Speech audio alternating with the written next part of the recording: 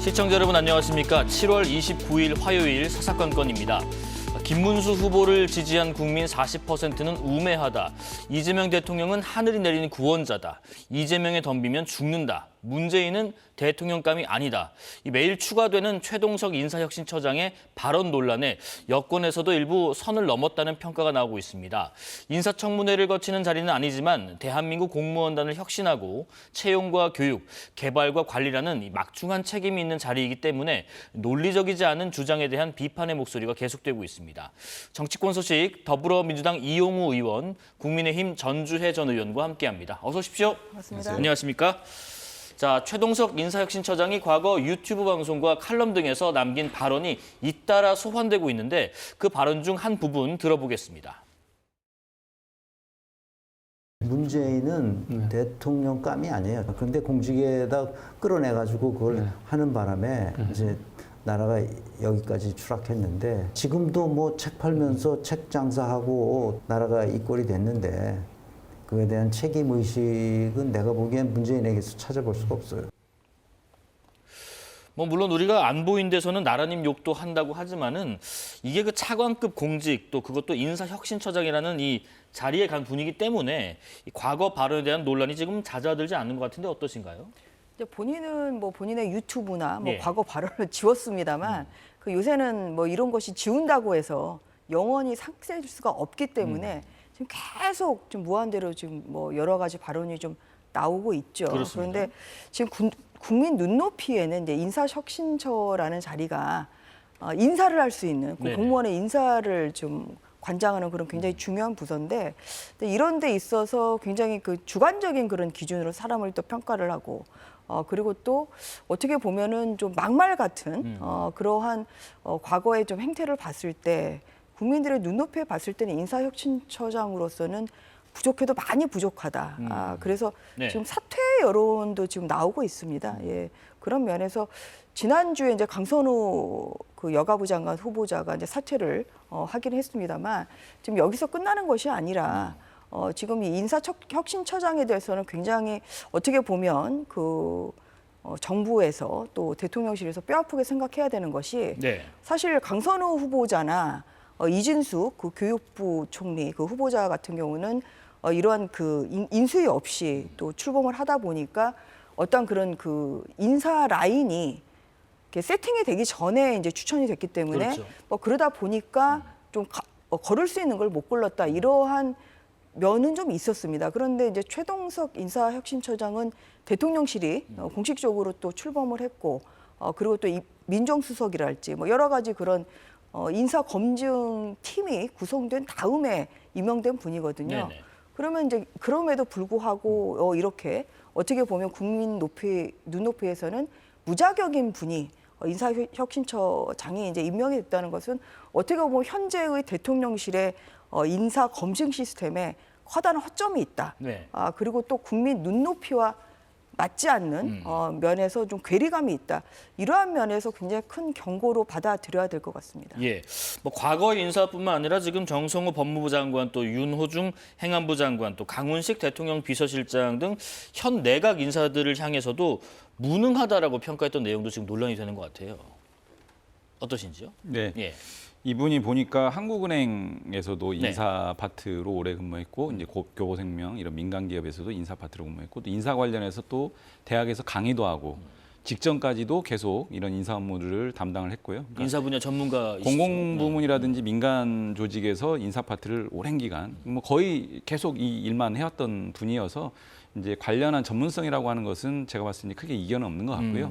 지금 회자되고 있는 사인 신분 시절에 공직이 아닌 사인 신분 시절에 여러 가지 발언들을 하나하나 토막내 가지고 그걸 가지고 자질이 없다 또는 무자격이다 이렇게까지 얘기하는 것은 좀 과하지 않나 싶고요. 네. 지금 표현 자체를 보면은 대통령으로서의 자격이라든지 공직자로서의 자격이라든지 이런 개인의 어떤 그 주관적 평가라는 측면도 좀 있는데 표현 자체가 이제 뭐 문구 하나하나가 이제 조금 과한 부분들이 있을 수는 있지만 그걸 가지고 뭐 물러나야 된다 이렇게까지 얘기하는 것은 좀 과한 것 같습니다.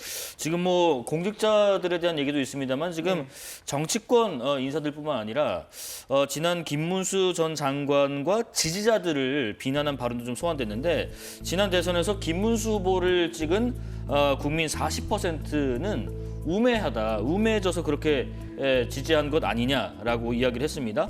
오늘 최 처장이요. 국무회의에서는 이렇게 얘기를 했습니다. 요새 유명해지고 있어서 대단히 죄송스럽다 입장 밝혔는데 유명해지고 있어서 죄송하다. 전 의원님 이게 어떻게 사과로 받아들여지시는지요? 뭐 진정성은 굉장히 없어 보이고요. 네. 아직도 이 사태에 대한 좀 파악이 좀 덜 되는 거 아닌가 좀 그런 우려가 좀 나오고 있는 거죠. 네. 이번 이제 그 대선에서 41% 정도 되는 이제 국민이 김문수 후보를 투표를 했습니다. 근데 그런 다수의 국민들을 상대로 이제 우매하다고 이야기한 것은 국민에 대한 어떤 폄하 발언으로 볼 수가 있는 것이고요. 저는 무엇보다도 지금 문재인 대통령에 대해서도 네. 뭐 폄하 발언을 하고 또 지금 현 장관인 뭐 정성호 법무부 장관이랄지 또 윤호중 행안부 장관에 대해서도 뭐 무능하다 이렇게 예. 뭐 어떠한 그런 여권 뭐 야권 가리지 않고 이건 거의 막말성의 지금 발언을 좀 하고 있거든요. 네. 그래서 다른 것보다 그런데 한편으로는 이재명 대통령에 대해서는 굉장히 그 칭송 거의 뭐 위대한 뭐 지도자로 칭송을 하고 있다 보니 결국은 이 이재명 정부의 인사 기준은 이재명 대통령이 이제 이야기한 인사 기준은 국민에 대한 충직함이거든요. 그런데 국민에 대한 충직함이 아니라 이제 본인에 대한 충직함을 가지고 최고 인사 기준을 삼는 거 아니냐.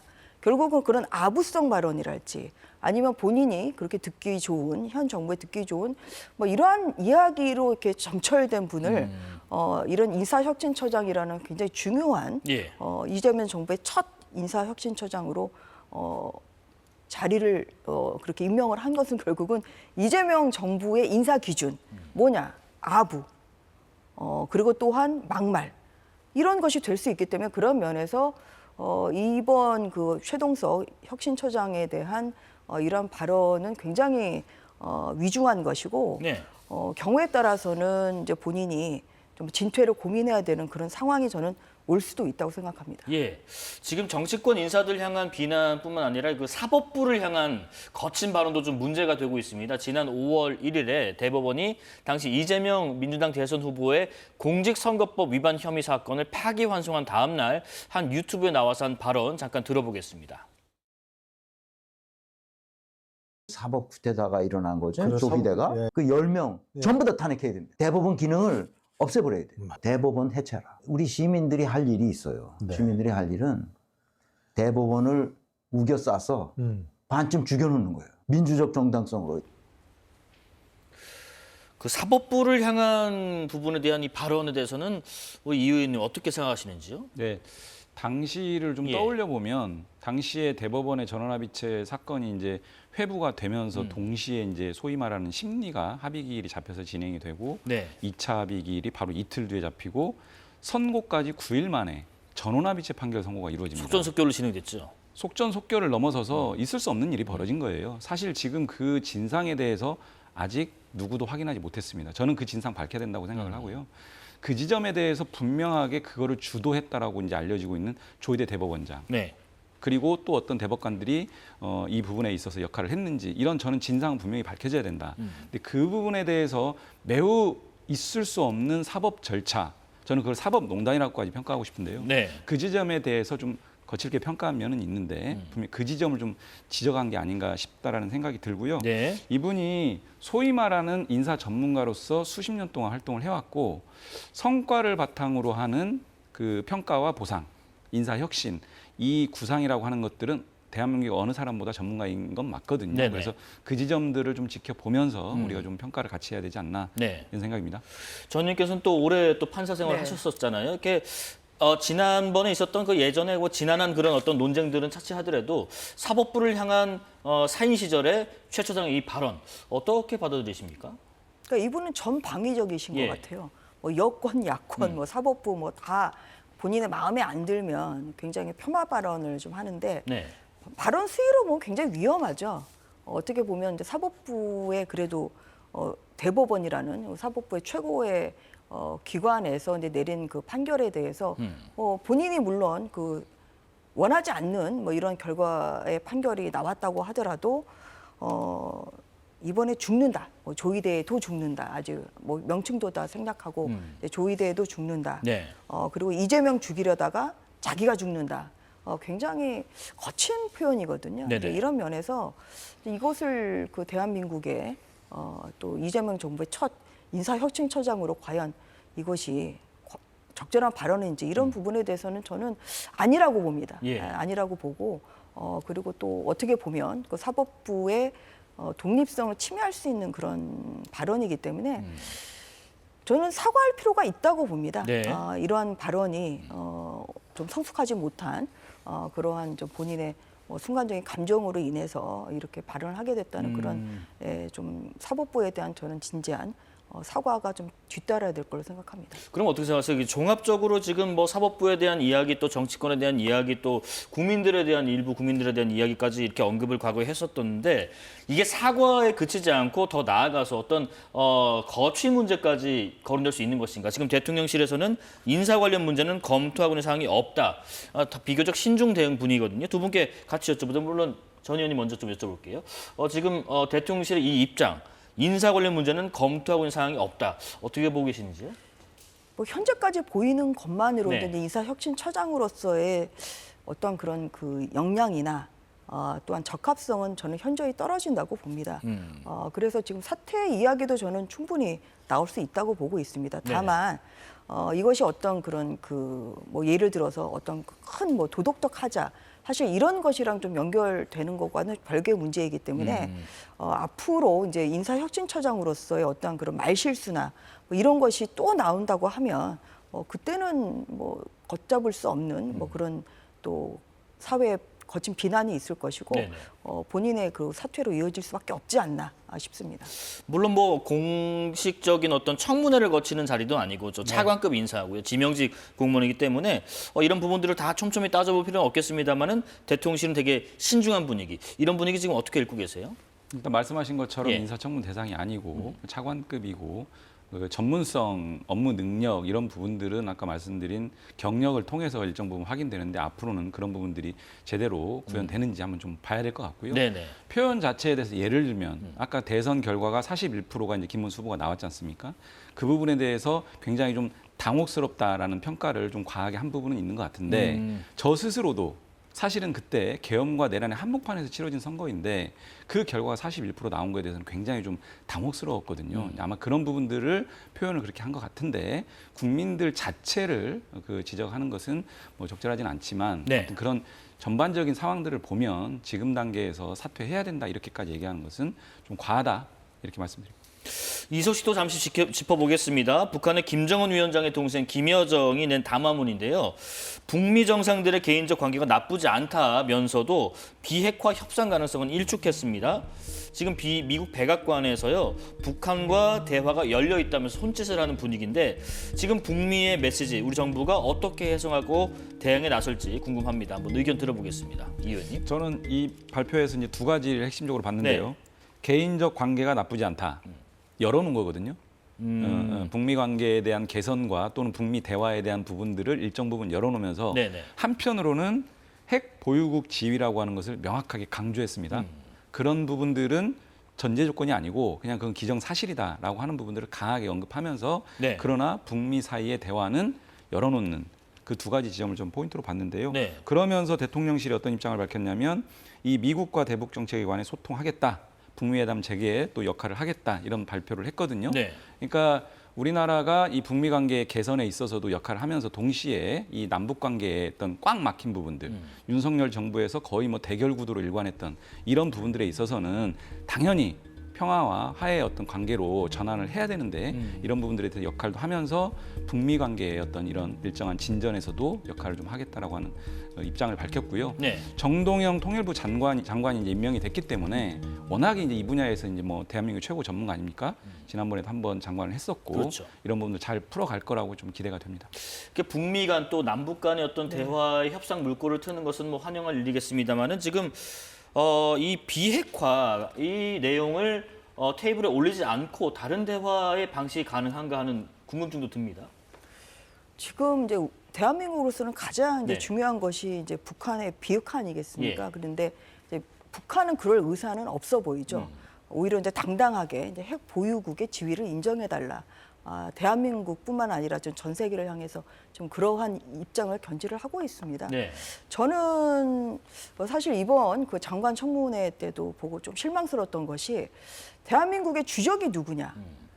여기에 대해서 북한이라고 자신 있게 이야기한 장관 후보자가 몇 명 안 됐습니다.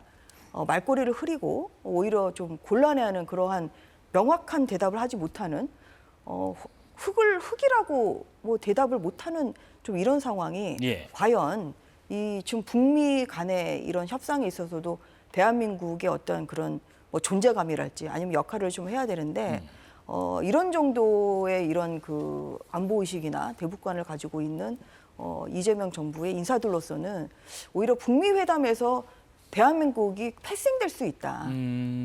그리고 또 어떻게 보면 문재인 정부 시즌 2 그래서 오히려 어떤 들러리가 될 수 있다. 좀 그러한 우려감이 많이 듭니다.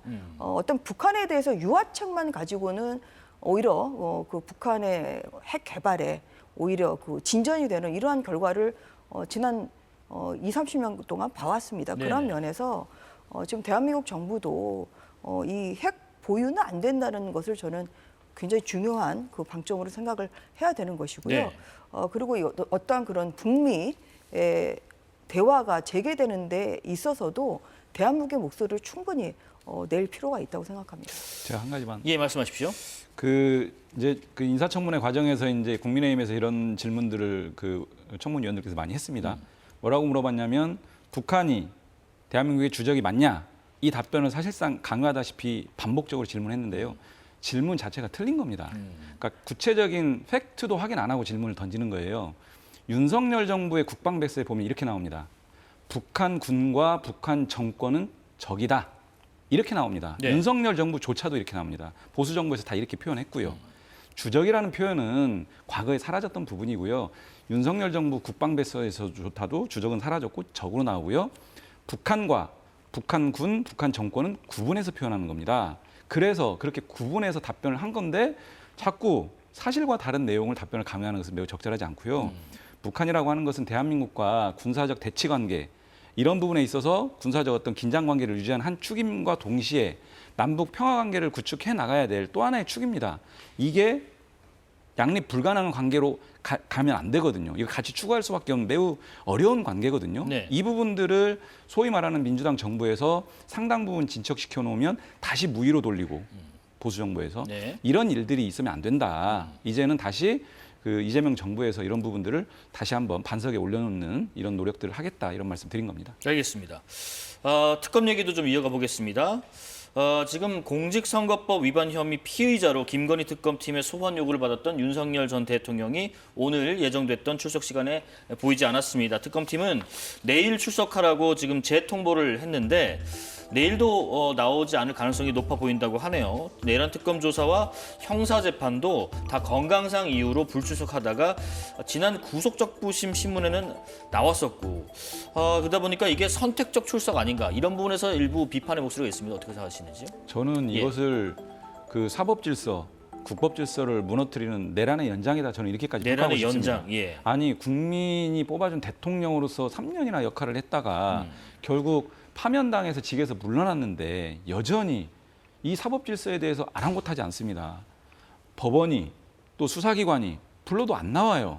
이게 있을 수 있는 일입니까? 소위 전직 대통령이라는 분이. 그러면 무엇을 의도하고 있다고 생각하세요? 저는 지금 이 특검 수사에 대해서 자기가 국민들에게 피해자다. 국민들에게 끌려가는 모습. 이렇게까지 생각하는 거 아닌가. 정말 있을 수 없는 그런 잘못된 행태를 반복하고 있고요. 네. 제가 이렇게 말씀드리겠습니다. 조사실에 나오시라. 특검 조사실은 시원하다. 이렇게 말씀드리겠습니다. 지금 그 특검팀은 윤 전 대통령의 소환에 불응한 것으로 간주하고 대응책을 검토한다고 밝혔는데 어떤 방법이 실질적으로 있을까요? 이제 앞서 그 불출석이 내란의 연장이라는 예. 그런 표현이 좀 저는 과한 표현이라고 생각합니다. 이재명 대통령도 2023년에 재판에 여러 차례 불출석하셨죠. 네. 여러 가지 뭐 당대표 업무를 봐야 된다, 아니면 또 본인이 단식을 했기 때문에 건강이 안 좋다 해서 여러 차례 불출석한 바가 있습니다. 그래서 불출석한 것을 가지고 그렇게 그 어떤 그런 그 어떤 다른 의도가 있다 이렇게 볼 건 아니고 네. 뭐 건강이 안 좋다고 얘기를 하시니까 그러니까 이제 그거는 좀 지켜봐야 될 것 같습니다. 네. 그리고 지금 얘기하신 사실 안 나오는 경우는 강제할 수 있는 방법은 없죠. 예를 들어서 불구속 상태라고 하면 이제 법원에 체포영장을 받아서 그래서 강제적으로 구인. 수사기관에 예. 이제 구인을 해서 조사를 받을 수가 있는데요. 이제 이미 구속이 이제 된 상태이기 때문에 윤 전 대통령이 그러니까 이것을 뭐 체포영장을 이제 뭐 발부를 뭐 받는다고 해도 이런 경우도 간혹 있긴 합니다. 구속된 이 피의자에 대해서 구속됐는데도요? 네. 예, 체포영장을 이제 받긴 하는 경우도 있습니다만 이제 그렇다고 하더라도 이제 본인이 거기에 불응을 해버리면 강제로 어떻게 끌고 올 수 있는 그런 방법이 좀 없기 때문에 네. 그러한 면에서 지금 특검으로서는 좀 답답한 상황은 아닌가 싶습니다. 근데 김건희 특검에서는 지금 처음으로 소환을 지금 통보를 받은 상황이고, 그렇습니다. 김건희 여사 그 특검 조사에서는 윤 대통령이 한 번도 진술한 바가 지금 없기 때문에 그렇기 때문에 어떤 그런 뭐 공천과 관련된 부분이랄지 특검에서는 그 윤 전 대통령 상대로 이제 확인할 부분이 있긴 합니다. 근데 다만 지금 이 김건희 여사 그 특검법 관련해서는 지금 아예 변호인도 선임을 안 한 지금 그렇더라고요. 상황이다. 예. 지금 이렇게 지금 보도가 되고 있기 때문에 그렇다고 하면 어떤 그런 그 소환 일정을 조율할 수 있는 그러한 중간 메신저 역할을 할 사람이 지금 없는 없다. 상황이죠. 예. 예, 그렇기 때문에 특검으로서는 뭔가 좀 더 뭐 자연스러운 그런 또 소환에 응할 수 있는 방법을 결국 강구할 수밖에 없지 않나 하는 생각이 듭니다. 특검팀은 지금 보궐선거 때 각각 국민의힘 공천관리위원장과 당 대표였던 윤상현 의원, 개혁신당 이준석 대표의 주거지와 사무실을 압수수색해서 관련 자료를 확보한 상태입니다. 지난 주말에 특검 조사를 받은 윤상현 의원이 예전 입장과 좀 달라진 진술을 지금 했다고 전해졌는데요. 특히 윤상현 의원이 윤 전 대통령과 명태균 씨와의 관련 질문을 받을 때마다 윤 전 대통령이 그런 적이 없었다라고 말을 해왔었는데 특검 조사에서는 관련된 말을 들었지만 통화 내용을 공관위에 전달하진 않았다라고 지금 주장을 했다는데 이런 부분들이 혹시 자신의 혐의를 좀 피하려는 그런 의도가 있는 것인가 하는 지적도 나옵니다. 그러니까 진술이 저 알려진 내용이 맞다라고 하면 예. 진술이 이제 180도 바뀐 거죠. 말하자면. 바뀌었고 사실은 그 통화 내용 녹취록이 있기 때문에 아마 진술을 계속 부정하기는 쉽지는 않았을 것 같긴 한데 저 내용이 소위 말하는 업무 방해하고 연결되거든요. 네. 국민의힘의 공천 관리 업무를 방해하는 측면이 있기 때문에 저 사실관계들이 맞다라고 하면은 어떤 공천 그 관리 업무를 함에 있어서 나름대로 국민의힘도 어떤 규정도 있고 기준도 있고 했을 거 아닙니까? 근데 그런 것들이 무시되면서 소위 말하는 외압에 의해서 공천이 이루어지고 이런 것들이 이제 확인된다면은 업무 방해인데 네. 들었지만 공관위에 전달하고 공관위에서 그런 것들이 영향을 미쳐서 결과물이 나오지는 않았다라고 하는 좀 선을 긋는 어떤 그런 걸로도 보여지기 때문에요. 네. 저 부분은 좀 그 추가적인 수사를 통해서 밝혀질 거라고 저는 생각을 하고요. 네. 아까 앞서서 그 윤석열 씨에 대한 구인 문제 말씀하셨는데 사실은 구속영장의 효과만으로도 강제 구인이 가능하다라고 하는 과거 대법원 판결이 있습니다. 실제로 그 판결을 바탕으로 해서 네. 강제 구인을 그 구치소에 있는 피의자를 강제 구인한 선례도 있고요. 저는 윤석열 씨가 전직 대통령까지 했는데 정말 그런 모습을 국민에게 일부러 보여주고자 하는 것인지 만약에 그런 게 아니라면 그런 사태까지 부르지 말고 정말 이제는 수사에 좀 정당하게 좀 응했으면 좋겠다. 하고 싶은 얘기가 있으면 나가서 수사기관을 상대로 충분하게 얘기하면 되는 거 아닙니까? 그런 말씀 꼭 드리고 싶습니다. 네, 윤상현 의원 얘기 잠깐 더 해보면요. 지금 전 의원님 전화로 김영선 공천 잘 부탁한다 하며 네. 자기 뜻인 듯 말했다. 당선인 뜻도 그렇다고 말했다. 그런데 이거를 공관위에 직접 전달하진 않았다. 그렇다면 아까 말씀하신 대로 업무 방해에 인과관계가 성립하는 것인가 하는 부분도 궁금증이 듭니다. 어떻게 생각하세요? 만약에 이제 윤상현 의원 이야기대로라면 네. 이제 업무 방해의 기수라고 보기엔 좀 어렵죠. 왜냐하면 시도는 했는데 네. 결국은 전달은 안 하고 어떤 그런 공천관리위원회의 객관적인 기준에 따라서 그래서 김영선 의원이 공천이 됐다. 지금 이렇게 이해가 되거든요. 그래서 저는 이 부분에 있어서 일단 그 뭐 특검에서도 그래서 윤 전 대통령을 상대로 네. 이제 뭐 이러한 이야기를 했는지 확인할 필요는 있죠. 그리고 더 나아가서 예, 예. 저도 참 곤혹스러운데요. 그 당시에 국민의힘 이제 공천관리위원회에 그 참여했던 분들을 상대로 어떤 그런 그때 그 상황에 대한 당연히 진술을 청취할 필요는 있을 수밖에 없을 것 같습니다. 왜냐하면 네. 본인이 전달을 안 했다고 지금 이야기를 하고 계시기 때문에 네. 그런 면에서 지금 제가 예전에 이제 보도에서 보기로는 공관위에 참여했던 분들도 네. 어떤 뭐 객관적 기준에 따라서 김영선 의원을 공천을 한 것이지 뭐 다른 이유는 없었다고 이렇게 이야기를 하신 걸로 기억을 하거든요. 그래서 또 이 부분에 대해서 어떤 결론을 정해놓고 이제 수사할 것이 아니라 최대한의 이제 사실관계를 정확히 진상 규명을 해야 되는 것이기 때문에 그래서 좀 관련자들에 대한 추가적인 수사는 불가피하다고 생각합니다. 그리고 윤상현 의원의 좀 발언을 가지고 이것이 어떻게 됐을 것이라고 예단하기는 저는 좀 지금 현재로서는 좀 빠른 것이고요. 부분이 있다. 네, 예. 추가적인 수사를 통해서 좀 진상을 정확히 파악을 해야 되지 않나 싶습니다. 예, 김건희 특검 이야기도 잠깐 해보겠습니다. 어제 김건희 특검팀이 김 여사의 친오빠 김진우 씨를 불러서 한 7시간 정도 조사를 진행했다고 합니다. 김진우 씨가 양평 공흥지구 개발 특혜 의혹과 김 여사가 해외 순방 당시에 착용한 것으로 알려진 고가의 목걸이 등 귀중품을 장모 자택에 은닉한 의혹을 지금 받고 있는데 김건희 여사가 2022년 나토 정상회의에서 착용한 목걸이, 바로 그 목걸이입니다. 그때는 지인에게 빌렸다라고 해명했었는데 그러다가 5월에 검찰 수사에서는 모조품을 따로 구입한 것이다라는 취지의 진술서를 냈고 이번에 김건희 특검팀이 김 여사 오빠 장모 집에서 이걸 확보를 하자 오빠에게 사준 모조품 목걸이를 빌렸다라고 주장하고 있어서 지금 그 2022년의 그 입장하고 다르지 않느냐라는 주장이 있습니다. 어떻게 생각하세요? 그러니까 굉장히 헷갈려요. 예. 그러니까 그 김건희 여사 오빠의 그러니까 장모 집에서 발견한 것. 네. 이제 이게 진품인 줄 알았는데 감정을 해보니까 이게 모조품이라는 거 아닙니까?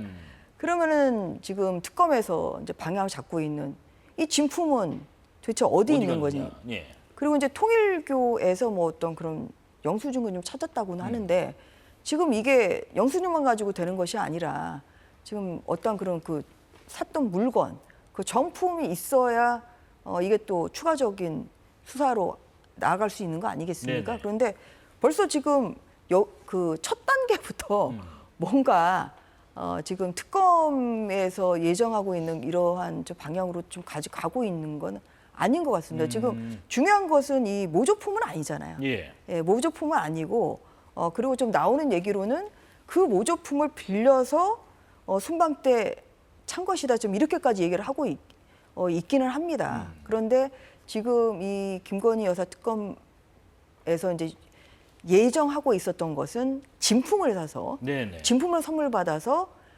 순방에 사용을 했고 그와 관련해서 통일교에 어떠한 도움을 줬다 지금 이것이 어떤 그런 그 뭐 예를 들어서 형법상 뭐 뇌물이랄지 이런 거에 해당 한다고 지금 보고 지금 수사를 하고 있는 거 아니겠습니까? 네네. 그래서 지금 가장 중요한 것은 저는 뭐 진품의 출처를 좀 밝히는 것이 진품의 가장 출처를 밝히는 것. 좀 관건이다. 생각을 하고요. 예.